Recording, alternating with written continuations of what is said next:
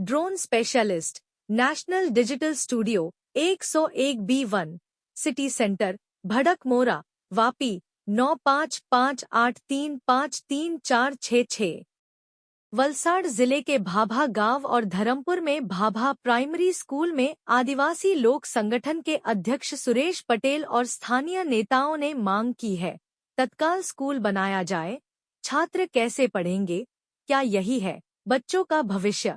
बच्चे एक पतरे के शेड के नीचे चारों बाजू बिना दीवार के स्कूल में पढ़ने को मजबूर। आज के आधुनिक युग में बच्चे बिना चार दीवारी में पढ़ने को मजबूर। सुरेश पटेल का कहना है कि डबल इंजन की सरकार चल रही है और विकास की बात कर रही है, तो फिर निर्वाचित विधायक इस मामले पर ध्यान क्यों नहीं दे रहे हैं? ऐसे स्कूल को लेकर कोई गंभीरता नहीं है। चुनाव के समय बड़ी बड़ी बातें करने वाले लोग कहाँ है, जबकि सरकारी स्कूल की ये दुर्दशा हो। ऐसे समय में ध्यान देने की जवाबदारी चुने हुए विधायक की पहले होती है, फिर भी इस तरह बच्चों के भविष्य पर गंभीरता से बात को नहीं लेते। इस मामले को उच्च स्तर पर शिक्षा मंत्री और वलसाड़ कलेक्टर के सामने रखा जाएगा। ग्रामीण और सुरेश पटेल का कहना है। आपનું નામ? जी, મારું નામ ભરતભાઈ, હું એસએમસી સભ્ય છું। મારી સ્કૂલ તોડીને આજે લગભગ 4 વર્ષ જેવા થઈ ગયા। રજૂઆતો કરી છતાં હજુ સુધી પણ આ સ્કૂલો બની નથી। તો મારા સાહેબશ્રીને નમ્ર વિનંતી કે આવનાર સમયમાં જલ્દીથી જલ્દી અમારી સ્કૂલ બને એ આપની પાસે આગ્રહ રાખું છું। આભાર। જી, આપનું નામ? મારો પરિચય અરવિંદભાઈ કુશલભાઈ, એસએમસી સભ્ય છું અને 4 વર્ષથી સ્કૂલ બની નથી અને બેસન એટલી તકલીફ હતી તો અમે ગામનો ફાળો ભેગો કર્યો, મોટો અમે ફાળો ભેગો કર્યો ગામ લોકોએ તો કર્યો જ। છતાં એસએમસીના સભ્યો અરવિંદભાઈ બી ફાળો મોટો સારો સહકાર આપીને અમે ઉપર શેક બનાવીને કામ કર્યું એમ। વહેલી કોઈ બી સંજોગમાં અમારી સ્કૂલના છોકરા ભણવામાં અટવાઈ નહીં જાય એના હિસાબે તાત્કાલિક સ્કૂલ બની જવી જોઈએ એ જ અમારી માન્ય છે ને થવી જોઈએ તાત્કાલિક। તો આ બાબતે તમે જે ગ્રામ પંચાયતના સરપંચશ્રી એમને રજૂઆત કરી ખરી? ના, એમને રજૂઆત તો નથી કરી ને 1-2 વાર વાત બી કરી, થઈ જશે એમ કહી એવું કીધું એમ। કોનું નામ? મારું નામ સુમિત્રાબેન કે પટેલ, હું આ શાળાને મુખ્ય શિક્ષક છું। હવે અમારી શાળા તોડીને 2021માં તોડવામાં આવેલી, 3-4 વર્ષ થઈ ગયા। 2 પાળીમાં શાળા ચાલે છે તો શૈક્ષણિક કાર્યમાં ખૂબ જ મુશ્કેલી પડે છે, કેમ કે સ્ટાફ પણ ભેગો થઈ જ નથી રહેતો।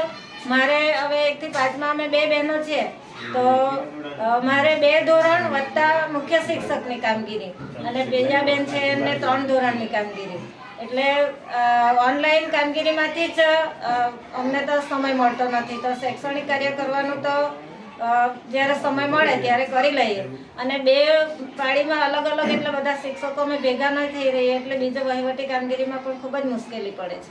ઓકે, તો હાલે જે વિદ્યાર્થીઓ અભ્યાસ કરે છે સ્કૂલમાં તો એમને ભણાવો કેવી રીતના તમે? 6 થી 8માં છે તો વિષય શિક્ષકો છે એટલે એવો એમના વિષય પ્રમાણે તાસ પદ્ધતિથી ભણાવે। હવે પેલા બીજા એક બેન છે એ પ્રજ્ઞાનું છે, એને 4થું ધોરણ છે, બાલવાટિકા અને પહેલું, તો એ એમનું શૈક્ષણિક કાર્ય તો કરે છે પણ મારે જે 2 ધોરણ છે, મારું 3જું છે અને 5મું ધોરણ છે, તો એક ગામમાંથી બેન છે એમને સેવા માટે હું બોલાવું છું। 1 ધોરણ એ સંભાળે છે અને 1 ધોરણ હું સંભાળું અને સ્માર્ટ બોર્ડ આપ્યા છે તો તેનો ઉપયોગ કરીને એ રીતે બાળકોને હું કંઈક કામગીરી કરતી હોય ત્યારે બાળકો એના દ્વારા શીખે છે અને જ્યારે ટાઈમ મળે ત્યારે હું ભણાવું છું। હાલમાં આ સ્કૂલમાં કેટલા ધોરણ છે? 1 થી 8 ધોરણ છે। 1 થી 8 ધોરણ, તો હાલે સ્ટાફ કેટલો છે? હાલમાં 5 શિક્ષકો છે, 1 થી 5માં 2 અને 6 થી 8માં 3 શિક્ષકો। અને કેટલા શિક્ષકોની આ સ્કૂલમાં ઘટ છે? ઘટ તો હવે સંખ્યા મુજબ અને મહેકમ પ્રમાણે તો સરભર જ છે, વધ કે ઘટ એવું કંઈ નથી। ઓકે, તો હવે આ સ્કૂલમાં બાળકોને ભણાવવા માટે શિક્ષકોની ઘટ ખરી કે? સંખ્યા વધે તો કદાચ અમને શિક્ષકો મળી શકે, પણ કદાચ મકાન બને તો કદાચ સંખ્યામાં પણ ફેરફાર થઈ શકે, વધી શકે. કારણ કે આ મકાન નથી, તેના કારણે અમુક વાલીઓ બહારગામ બાળકોને મૂકે છે. જો સ્ટાફ વધે, સંખ્યા વધે તો સ્ટાફ વધે, અને સ્ટાફ વધે તો શૈક્ષણિક કાર્ય પણ સારી રીતે થઈ શકે. અને જે તમને જે આ સ્કૂલ તોડવાની જે પરમિશન આપેલી છે લેટર, જે લેખિતમાં છે, બરાબર છે, તો એને જે બાંધકામ શરૂ કરવાની મંજૂરી આપી ખરી તમને? ના, મંજૂરીનું અમારી પાસે કંઈ આવ્યું નથી. મંજૂરીનું લેટર નથી. આ બાબતે બીજા કયા કયા અધિકારીને રજૂઆત કરી છે તમે? અમે ધારાસભ્યશ્રીને જાણ કરેલી, અને ગાંધીનગર કયા ધારાસભ્યશ્રી લાગે? અરવિંદભાઈ પટેલ. અને આ બાબતે સાંસદ સભ્યશ્રીને? ના, સાંસદ સભ્યશ્રીને તો નહીં કરી. ઓકે. સરપંચશ્રીને? સરપંચશ્રીને જાણ કરેલી.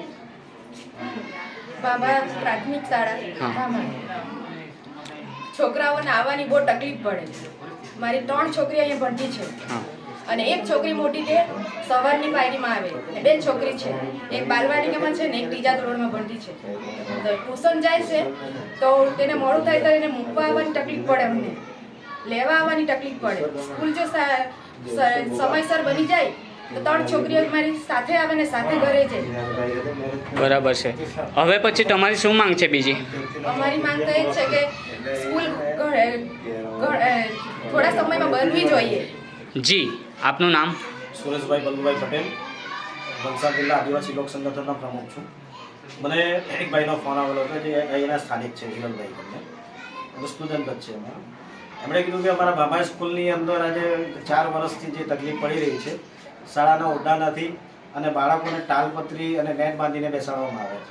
એટલે આજે અમે સ્પેશિયલ એમની મુલાકાતે જ આવ્યા અને જોઈ દુર્દશા. ખરા અર્થમાં અમે જોઈએ છીએ અહીંયા આગળ કે આ નેટ બાંધીને જે બેસાડવામાં આવે છે આ રૂમમાં, એક શરમજનક વસ્તુ છે. શિક્ષકો એમના તમામ પ્રયત્ન કરી ચૂક્યા છે, એસએમસી સભ્ય એમના તમામ પ્રયત્ન કરી ચૂક્યા છે, પણ અહીંયા આગળ કોઈ અધિકારી આવીને જોતું નથી કે બાળક કઈ પરિસ્થિતિમાં છે.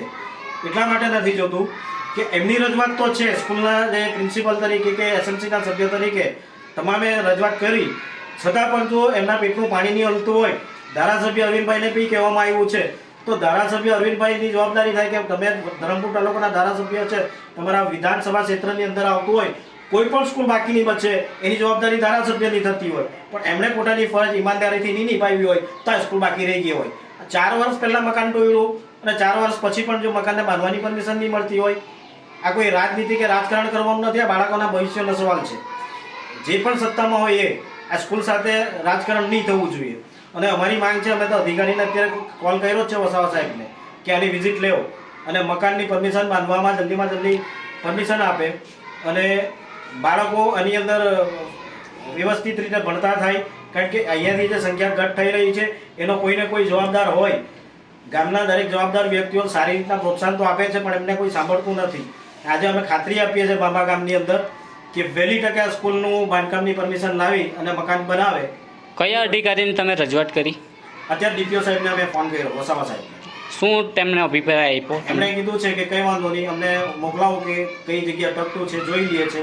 અને પ્રિન્સિપલ બેનને એમ કહેવામાં આવેલું છે કે પરવાનગી જે 2021માં એમને જે તોડવાની આપી છે બાંધકામની, એમની પાસે કોઈ લેખિતમાં આવી નથી અને નથી આવી, તેના જવાબ અમે અધિકારી પાસે માંગશું. समाचार वलसाड चैनल को सब्सक्राइब, लाइक और शेयर करें. धन्यवाद.